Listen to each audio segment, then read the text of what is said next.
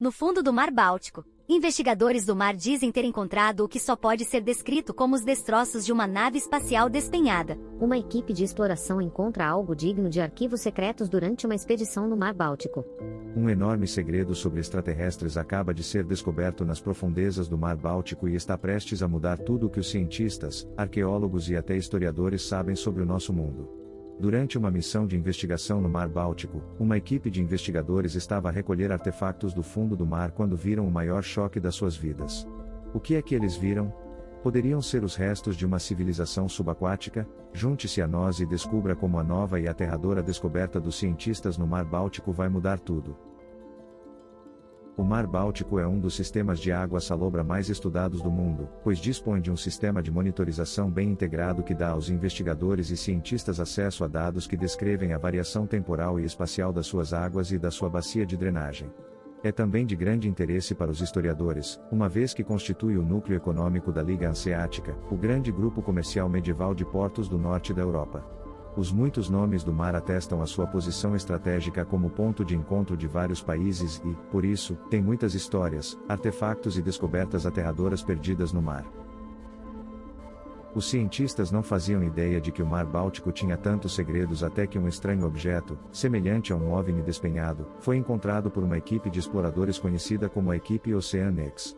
Toda uma equipe de caçadores de tesouros suecos da Ocean X aventurou-se pelos fundos marinhos principalmente para encontrar naufrágios, mas ficaram petrificados com esta descoberta sem precedentes.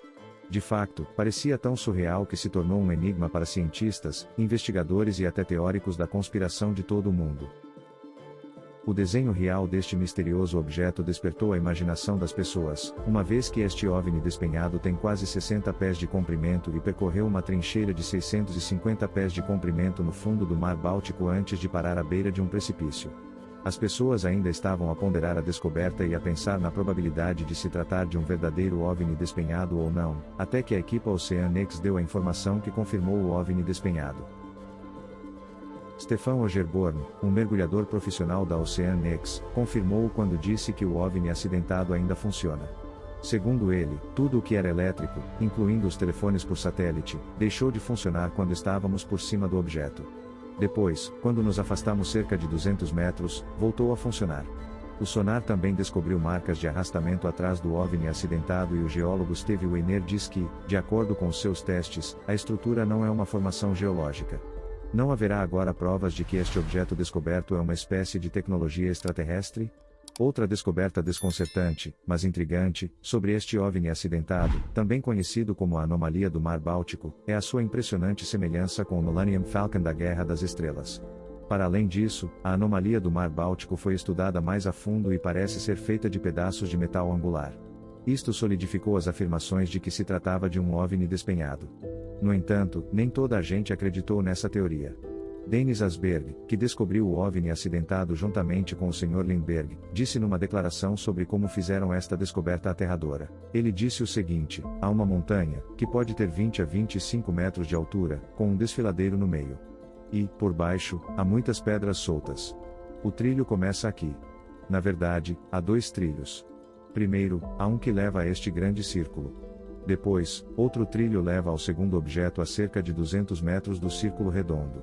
Encontramo-lo ao mesmo tempo que o círculo, mas concentramo-nos tanto no círculo que não tivemos tempo suficiente para olhar para o outro objeto, disse ele. Continuou dizendo que ficaram espantados e perplexos quando encontraram o local do acidente. Estavam a pensar no que tinham encontrado nessa altura. Tinham a certeza de que havia uma explicação natural, até que se provou ser um verdadeiro OVNI despenhado. Quisemos investigar mais um pouco e decidimos manter o assunto totalmente em segredo. Contactamos geólogos, biólogos marinhos e, quando eles disseram que nunca tinham visto nada assim, é claro que se começou a pensar mais. Podíamos ter encontrado algo realmente espetacular. Dennis Asberg também incluiu algumas informações altamente intrigantes de que uma estrutura que parece uma escada leva a um buraco escuro com uma segunda estrutura encontrada nas proximidades. Como resultado desta nova informação revelada por Asberg, surgiram novos pensamentos e especulações sobre o que poderia ser o objeto. Alguns tinham o seu ponto de vista, dizendo que poderia ser um dispositivo antissubmarino remanescente da Segunda Guerra Mundial, uma torre de canhão de um navio de guerra ou um disco voador. Mas enquanto o mundo inteiro falava sobre este aterrador local de queda de OVNI, ocorreu outro fenômeno estranho. O estranho fenômeno foi uma fotografia que mostrava uma estranha nave submersa no Mar Báltico, rodeada de ondulações brancas. A nave foi encontrada no Mar Báltico, a cerca de 30 milhas de Estocolmo, e foi divulgada uma fotografia que confirmava a sua estranha existência. Imediatamente, as forças militares foram chamadas a intervir, uma vez que o comandante militar reforçou de imediato o número de unidades na zona, que dispõe de unidades com sensores especializados. Bem, isso foi para os sites governamentais sobre OVNIs. Por outro lado, como os últimos avistamentos de OVNIs, postularam que o objeto poderia ser um objeto submerso não identificado, especialmente após a descoberta bizarra que foi encontrada no mesmo Mar Báltico não há muito tempo. De facto, a questão foi também lançada ao público, dizendo: poderá o misterioso submarino russo ser na realidade um submarino holandês, ou será esta outra atividade misteriosa envolvendo um OVNI? Perguntava o site. Nigel Watson, um autor do Manual de Investigações sobre OVNIs, pesou sobre esta teoria com a seguinte declaração: nos últimos 100 anos tem havido uma transição constante de ver monstros marinhos ou lacustres biológicos, aparentemente terrestres, para ver submarinos não identificados ou extraterrestres nas suas naves. Muitas vezes, o que no passado era considerado como os olhos vermelhos de um monstro aquático é agora interpretado como as luzes vermelhas de um objeto submerso não identificado. Há muitos avistamentos de OVNIs a voar para dentro e para fora dos nossos oceanos, o que sugere que estas naves têm bases subaquáticas secretas a partir das quais operam. Concentrações de tais avistamentos indicam bases no Mar Negro, no Mar do Norte e ao largo das costas de Porto Rico e da Califórnia. No entanto, como é habitual, nem toda a gente tem a mesma opinião sobre a mesma situação. Algumas das pessoas até afastaram a ideia de que se tratava de uma ocorrência extraterrestre, uma vez que tinham as mãos apontadas para a Rússia. A Rússia, por outro lado, negou estas alegações. Até mesmo um porta-voz militar observou que não há situações extraordinárias e muito menos de emergência envolvendo navios de guerra russos. De facto, estes fenômenos extraordinários têm vindo a ocorrer desde que um navio da época do Renascimento foi encontrado intacto nas profundezas do Mar Báltico. Como é que isso aconteceu? Bem, esta foi uma das descobertas nunca antes vistas, porque na altura em que o navio se afundou, Colombo estava a descobrir e a aventurar-se no Novo Mundo. A sua frota desapareceu há muito tempo, mas este navio renascentista reapareceu recentemente, notavelmente bem preservado nas águas geladas do Báltico. O primeiro indício da sua existência surgiu em 2009, quando um sonar da administração marítima sueca encontrou uma mancha anômala no fundo do Mar Báltico. No início deste ano, uma câmara robótica utilizada por uma equipe comercial que estudava uma rota submarina para um gasoduto de gás natural iluminou, não o fundo do mar viscoso, mas um casco misterioso. Curiosa sobre o que poderia ser, uma equipa internacional de cientistas baixou um par de robôs amarrados para explorar e documentar o que acabou por ser o veleiro renascentista. A descoberta foi tão saudável que Rodrigo Pacheco Ruiz, o arqueólogo marítimo que liderou a investigação, ficou sem palavras. Por fim, comentou: é espantoso, ainda estamos um pouco maravilhados. A equipe de investigação, que incluía vários estudantes de doutoramento, encontrou o navio intacto, com o casco bem preservado da quilha ao convés, os mastros e alguns aparelhos. No convés, encostado ao mastro principal, estava um pequeno barco de madeira para transportar os membros da tripulação de ir para o navio maior. Também foram vistos vários artefatos raros a bordo do antigo naufrágio, incluindo uma bomba de porão em madeira e um cabrestante, um cilindro largo utilizado para enrolar cordas. O Dr. Pacheco Ruiz disse que a âncora do navio também era visível e que a sua presença ajudou a datar o naufrágio no final do século XV ou início do século XVI. A embarcação era provavelmente um navio mercante e não um navio de guerra, embora tivesse armas giratórias. De acordo com uma declaração da expedição, os canhões giratórios encontrados a bordo do navio provaram ser um testemunho da tensão existente na altura. Numa entrevista, o Dr. Pacheco Ruiz disse que o naufrágio tinha entre 52 e 60 pés de comprimento. Pensa-se que o Santa Maria, o navio almirante da expedição de Colombo, tinha cerca de 60 pés de comprimento. Com as expedições, outros navios, o Nina e o Pinta, aproximavam-se dos 50 pés. Os registros indicam que o Santa Maria tinha 52 tripulantes e os outros dois navios 18. Uma vez que o naufrágio também tinha esse comprimento, poderia ter feito parte da frota de Colombo. Embora o nome e a origem do navio perdido do Báltico ainda não tenham sido identificados, os arqueólogos marítimos chamam-lhe Osantkvep, ou seja, navio desconhecido em sueco. O Dr. Pacheco Ruiz e a sua equipe mantiveram deliberadamente a sua localização em segredo para dissuadir os caçadores de tesouros e os necrófagos. No entanto, planearam regressar ao local do Báltico para uma nova ronda de exploração, em particular para recuperar uma prancha de madeira. O Dr. Pacheco Ruiz observou que as análises laboratoriais podiam datar a madeira antiga no prazo de 1 ano após a sua aquisição humana. Isto ajudaria a identificar exatamente quando o navio foi construído e lançado ao mar. É fantástico ver como a história está a ser lentamente recuperada e reescrita da melhor forma, apesar de algumas terem sido aterradoras. E outra descoberta histórica feita no Mar Báltico foi o navio que se afundou na sua viagem inaugural, o Vasa. O Vasa era o navio de guerra de mais alta tecnologia do mundo quando zarpou há quase 400 anos. Atualmente, é um recurso para arqueólogos e historiadores navais, e um conto de advertência para aqueles que procuram conceber tecnologia. A história do que aconteceu ao navio ficou para a história. Apesar de ser uma das maiores conquistas da Marinha Sueca e um dos navios de guerra mais espetaculares alguma vez construídos na época, o Vasa afundou-se 20 minutos depois de ter zarpado na sua viagem inaugural em 1628. O navio de guerra sobreviveu à primeira rajada de vento que encontrou na sua viagem inaugural no porto de Estocolmo, mas a segunda rajada de vento significou a sua desgraça. O naufrágio do Vasa não ocorreu perto de um inimigo. De facto, afundou-se à vista de um público horrorizado, reunido para ver partir o navio de guerra mais ambicioso da sua marinha e da Europa até a data. O Vasa era um navio vasto e muito bem decorado. Estava coberto de esculturas de madeira que contavam histórias sobre a família real sueca e, mais importante, sobre o rei Gustav Adolf II. Ele tinha ordenado a construção do navio e estava lá para assistir, horrorizado, ao seu afundamento. Apesar de existirem várias teorias que explicam que o navio era instável, as razões por detrás da instabilidade permaneceram um ponto de debate ao longo dos séculos. Um arqueólogo que estudou exclusivamente os restos do navio acredita que este se afundou devido a um convés de armas muito pesado. Este facto deveu-se ao facto de o navio ter sido projetado e construído por alguém que não tinha experiência na construção de um navio bem armado. Também não ajudou o facto de o rei ter apressado o processo de construção. Embora o Vasa não tenha sido bem sucedido para Gustavo Adolfo II, tornou-se uma bênção para os arqueólogos. As águas frias e pobres em oxigênio do Mar Báltico protegeram o Vasa das bactérias e dos vermes que normalmente corroíam os destroços de madeira, uma vez que cerca de 95% da madeira do Vasa estava intacta quando a Suécia levantou os destroços em 1961. Embora manter as estruturas de madeira estáveis durante o levantamento do navio tenha sido um enorme feito de engenharia, foi possível. A preservação do navio foi um processo que demorou quase 3 décadas. Infelizmente, não houve muito espaço para a arqueologia durante esse tempo, mas agora que o navio está estável, os investigadores têm trabalhado para descobrir por que é que se afundou.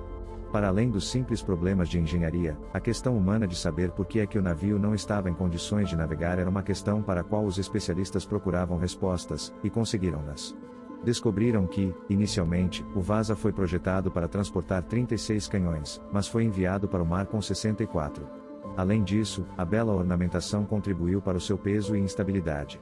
Este e muitos outros fatores contribuíram para o naufrágio do Vasa e, consequentemente, constituíram uma história de advertência para quem concebe e testa novas tecnologias. Agora, pode ter pensado que o Mar Báltico não tinha mais segredos.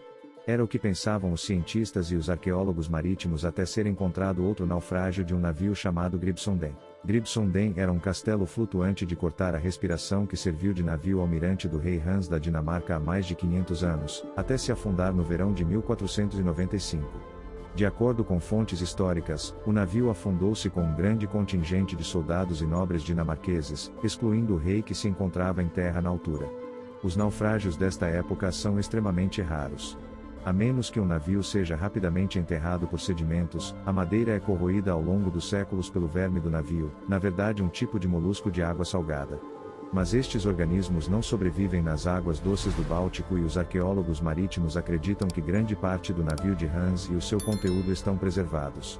Isto deu espaço a cientistas e historiadores para examinarem a vida de um rei medieval que, segundo se diz, viajava com abundantes bens reais, não só comida e roupa, mas também têxteis, documentos, tesouros preciosos, armas e ferramentas.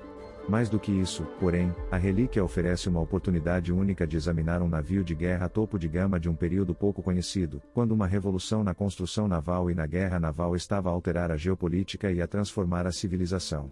Segundo os investigadores, o Gribsondun representa o fim da Idade Média e o nascimento do mundo moderno. A história de Gribsundum está preservada em várias crônicas, histórias narrativas, surgidas no norte da Europa no século XVI, e num relato de uma testemunha ocular de um jovem nobre que sobreviveu ao desastre. Os relatos descrevem como o rei Hans, que reinou na Dinamarca e na Noruega de 1481 a 1513, navegou para leste de Copenhaga no verão de 1495 em direção a Kalmar, na Suécia, para participar numa cimeira política. Nessa altura, em Itália, Leonardo da Vinci começava a trabalhar em A Última Ceia. A Europa estava então a emergir da Idade Média para o Renascimento. Na Polônia, Nicolau Copérnico iniciava os seus estudos de astronomia. Duques e reis governavam a partir de castelos gigantescos e o guarda-roupa de cada nobre incluía uma armadura. Do outro lado do Mar Báltico, a Noruega, a Suécia e a Dinamarca tinham sido governadas em conjunto, ao abrigo de um acordo chamado União de Kalmar, durante quase 100 anos. No entanto, a Suécia tinha se separado e os rebeldes locais, liderados por um nobre chamado Sten Sture, procuravam a independência. Hans tinha a missão de acabar com a dissidência e reavivar a união, tornando-se também rei da Suécia. De acordo com os relatos, Hans levou uma frota régia de 18 navios, liderada por Gribsundem, que transportava os seus nobres, soldados, cortesões e até um astrônomo real. Infelizmente, nunca chegaram. O navio almirante de Hans afundou-se quando estava ancorado a norte de Stora Ekon. Um relato do século XVI sobre a vida de Hans, só recentemente traduzido do latim, conta que o armazém de pólvora do navio se incendiou acidentalmente, provocando um incêndio que consumiu o navio tão rapidamente que muitos a bordo pereceram no fumo e nas chamas. Outros atiraram-se à água e morreram afogados. A fonte acrescentou ainda que o incêndio ocorreu enquanto o rei participava numa reunião de apoiantes, provavelmente em Stora Ekon, e outras fontes registram os tesouros que se afundaram com o navio: prata, ouro, cartas, com roupas, coisas preciosas, selos e os melhores armazéns do rei. Os mergulhadores locais encontraram as madeiras salientes do naufrágio no verão de 1971, mas não faziam ideia do seu significado histórico. Como resultado, apenas recuperaram as taças de chumbo encontradas nas proximidades como recordações. Um dos mergulhadores acabou por alertar os arqueólogos locais para o naufrágio em 2001, depois de ter encontrado estranhos troncos ocos no fundo do mar, carruagens que os investigadores perceberam que outrora tinham servido de canhões. Quando os artefatos foram recuperados, confirmaram a carga luxuosa do navio. Os artefatos incluíam um bloco de moedas de prata em betão, uma cota de malha de alta qualidade e uma fina caneca de madeira de amieiro com o símbolo de uma coroa. Foi também encontrado um pente para piolhos feito de madeira, atestando a vida cotidiana num navio apertado que provavelmente albergava mais de 150 pessoas. Foram encontradas mais moedas de prata, bem como um chinelo de camurça vermelha e preta delicadamente cozido e reservas de especiarias exóticas. De acordo com a arqueóloga Mari Jonsson, do Museu do Navio Viking da Dinamarca, foram encontrados grãos de pimenta, cravinho e uma enorme quantidade de açafrão que tingiu a água de vermelho quando foi descoberta. Outra descoberta inesperada no navio foram os múltiplos painéis de casca de bétula elaboradamente decorados. Um deles é gravado com um desenho pormenorizado de um pavão, enquanto o outro mostra um animal enigmático que se assemelha a um unicórnio. Estes achados estavam tão bem preservados que o desenho ainda tinha vestígios de tinta dourada. Este facto levou os arqueólogos a sugerir que o rei, que recebia audiências a bordo durante as suas viagens, se certificava de que os seus aposentos estavam bem decorados com têxteis e tapeçarias. No entanto, estas extravagâncias não serviam apenas para o conforto pessoal de Hans. O rei juntou no seu navio tudo e todos para impressionar os nobres suecos que o esperavam em Kalmar. Mas Hans não confiava apenas no soft power. A ameaça de violência apoiou as riquezas em exposição. E mais descobertas foram encontradas, como um estoque de fiapos usado na guerra naval para segurar o pavio aceso ao acender um canhão. Um símbolo esculpido no cabo, 2 traços verticais e um horizontal inclinado podem ser a marca do proprietário, mas os dentes estão carbonizados pelo uso. É um dos vários objetos que atestam o poderio militar de Gribsundem. Os canhões de ferro estão quase todos enferrujados, mas foram recuperadas 10 carruagens de armas de madeira. Estas carruagens variam entre 1,5 e 2,5 metros de comprimento e teriam sustentado canhões giratórios na proa do navio, nos castelos da popa e em ambos os lados do convés. Os arqueólogos também encontraram uma carruagem de canhão com 13,5 pés de comprimento, muito mais significativa do que qualquer outra encontrada anteriormente. Embora os arqueólogos proponham que pode ser um exemplo inicial do que é conhecido em navios de guerra posteriores como um caçador de popa usado para disparar pela parte de trás. Uma fonte histórica sugere que o Crimson navegava com 68 canhões, o que pode ser exato com base nas descobertas até agora.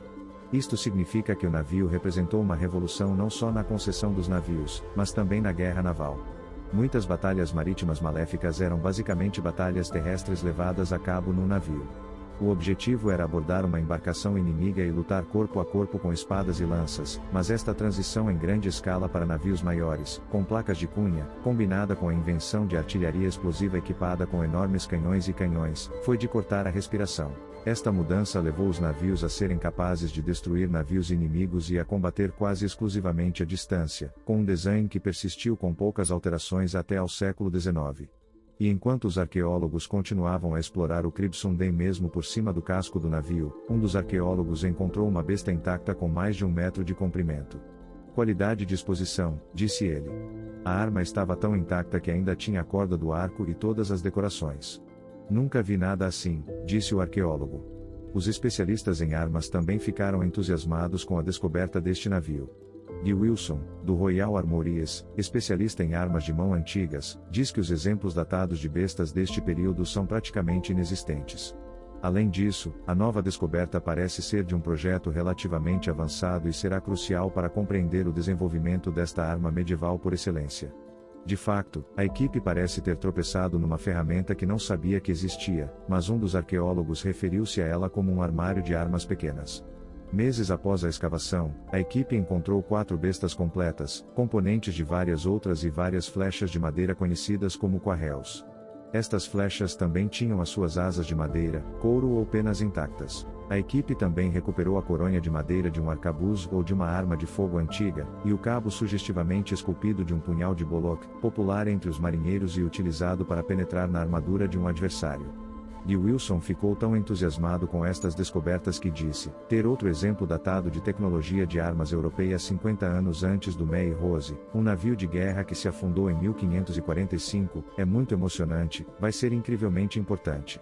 Os objetos levarão anos a estudar, por exemplo, Wilson salientou que foram necessárias 3 décadas para concluir as análises dos artefactos recuperados do May Rose. No entanto, Crimson está já a fornecer um vislumbre da guerra no limiar da transição, quando as armas de mão deram lugar a uma poderosa artilharia e, com ela, a capacidade de travar uma guerra à distância, um poder nitidamente moderno que ainda hoje molda os conflitos. Estas descobertas do Mar Báltico são para além de surpreendentes e, ao ritmo a que estão a ser feitas, é possível que haja muito mais enterrado no Mar Báltico e talvez haja algum OVNI ou material extraterrestre que ainda não tenha sido descoberto. O que você achou? Deixe-nos saber na seção de comentários abaixo.